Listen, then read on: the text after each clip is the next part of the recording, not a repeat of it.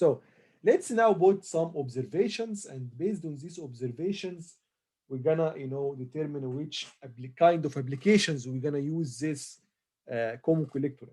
So observations. Number one. So we common collector has very high input resistance. Good. This is advantage.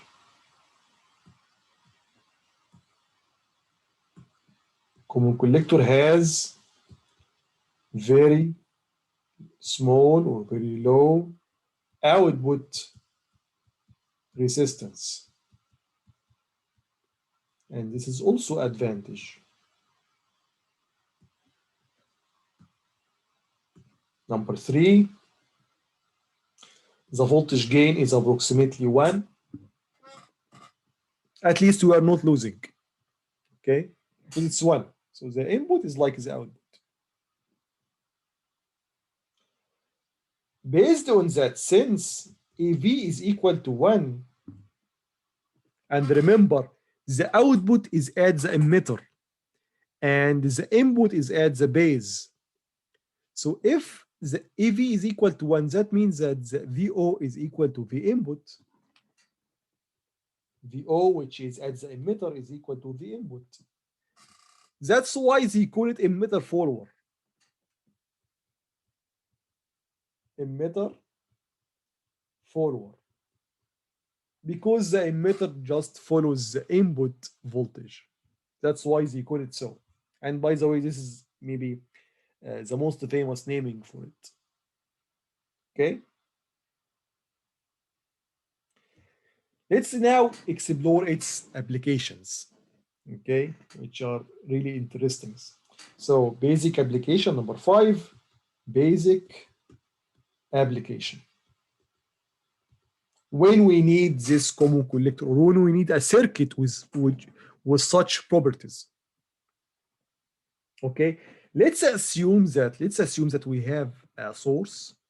The source is big. I mean, I'm sorry, its voltage is big, so we don't need to amplify it. But this source has a very big internal resistance, very big, or much larger than the load that we want to feed voltage from that source to. So let's assume that we have a source. This source with our signal or our internal resistance equal to 100 kilo ohms. And the source signal voltage is 200 millivolt. And our load is equal to 1 kilo ohm. So let's see if we just connect this load to the source, what's going to happen? What will be the output voltage? So we have here the input, 200 millivolt, the internal resistance, 100 kilo ohm, and then our load here equal to 1 kilo ohm, 1 kilo ohm. What will be the output here? Remember, we have a source. This source produces some signal, some input, and it's our desire to feed our load with its full voltage. Let's see if this happens or will happen or not. So VO here is equal to 200 millivolt multiplied by 1 kilo ohm over 1 kilo ohm plus 100 kilo ohm. It's approximately 200 multiplied by 0.01 volt. So this is approximately 2 millivolt. So 1 over 100 of the signal reaches our load. That's really disastrous, we can say. That's really bad. So how can the common collector solve this problem to us? Okay, so So the basic application for a common collector is to interface such, horrible circuits together, such very high mismatching circuits together. A source with a very high internal resistance to a load with a very small resistance. Okay, so let's assume that we have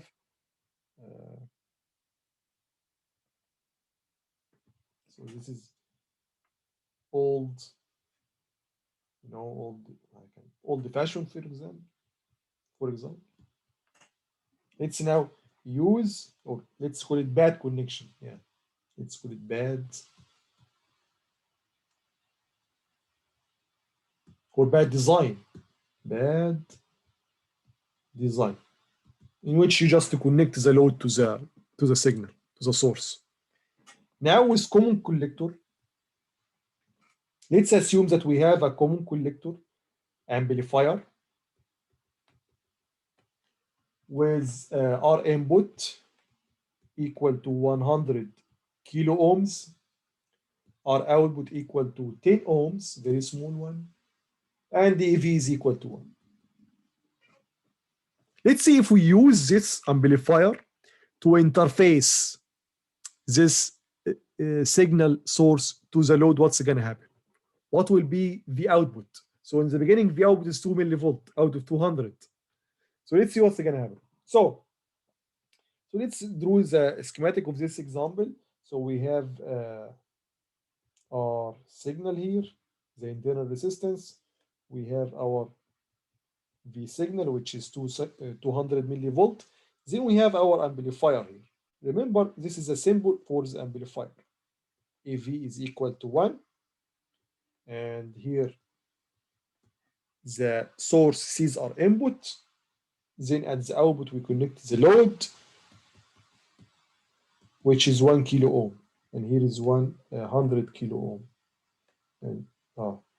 And this is 200 millivolt. And the load sees RO. And of course, the magnified signal. Of course, there is no amplification here, just 1. So, good. We can remove this amplifier and put our input to the input signal and EV output and our output toward the load resistance.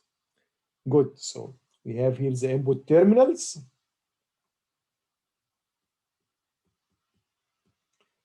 V signal and our signal. And I will draw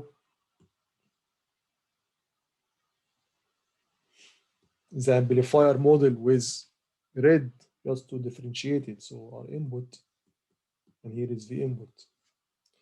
And towards the output, we have our O, AV, V input. Here is our O. Then we have the load.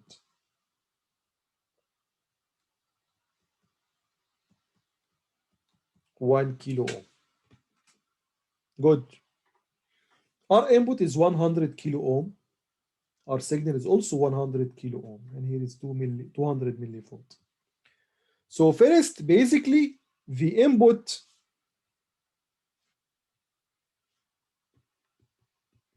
equal to 200 millivolt multiplied by 100 over 100 plus 100 multiplied by our input over our input plus our signal.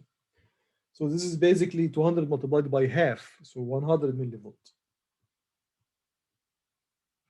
Good. How about VO now?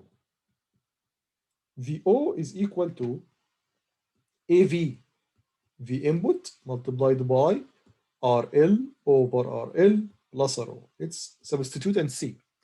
AV is 1. The input is 100 millivolt. Our load is 1 kilo. So I will write it in ohms, 1000. Over 1000 plus 10. 10 ohms. RO is 10.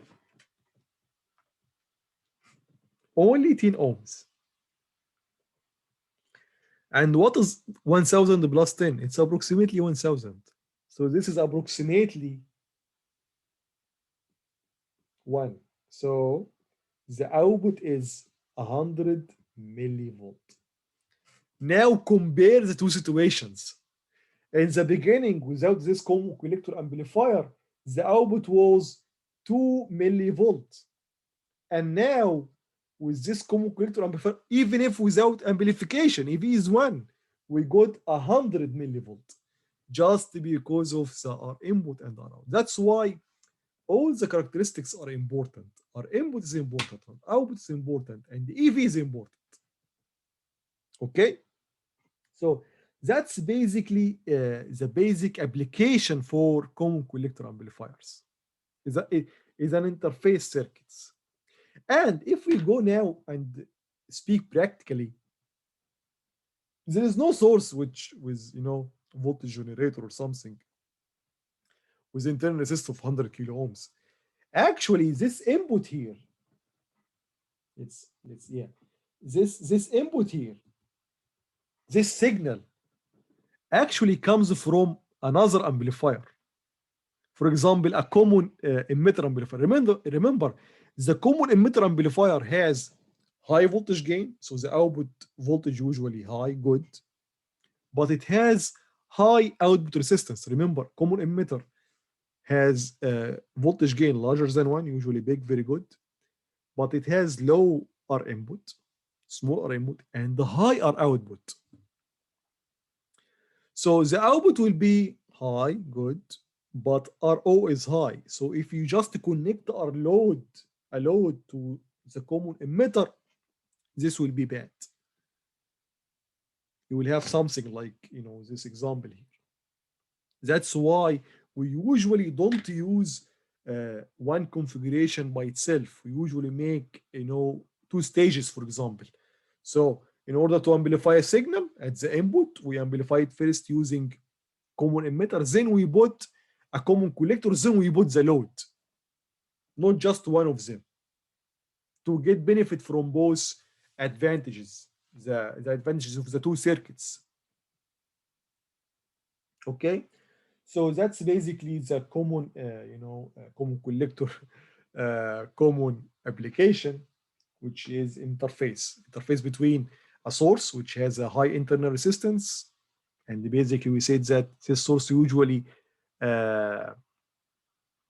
another amplifier stage, common emitter, for example, and a small load. Okay. Now let's take. So let's draw this. So just as observation here. So practically,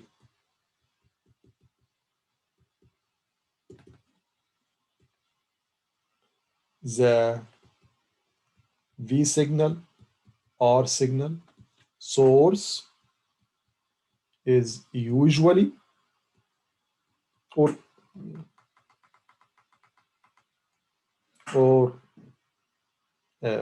might be, let's say, might be the output signal from another amplifier stage, common emitter, for example. So you have high output voltage, which is good, but high RO, which is bad. So most of the amplified voltage will not go to the load. That's why we bought the common emitter, common collector. I'm sorry. So if we draw that, so if you have a signal like this, for example, your mic, for example, your mic takes your voice and amplify it.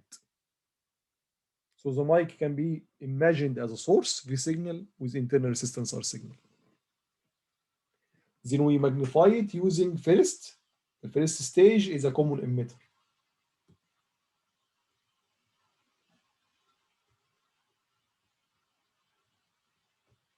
With AV much larger than 1.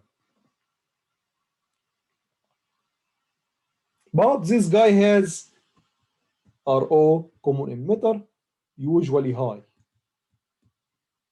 So we put, based on that, we put another stage here, which is the common collector.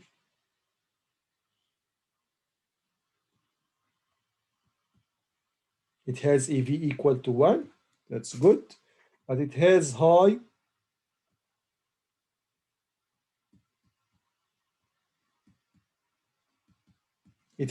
input resistance. So this will be matched, high with high here. And low, then we draw the load.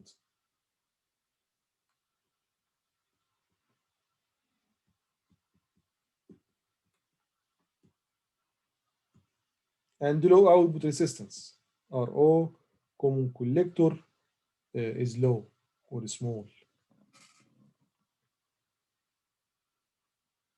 So we have matching here. The high input resistance, the high output resistance. If we connect it to RL, we might lose some of our amplified signal. So we put in between the common collector, so it can take most of this output to its R input. Then without amplification, it will deliver most of it to our load because RO is very small. Okay. And next lecture, we're gonna talk about these multi-stage amplifiers and how we analyze them. They are easy, by the way.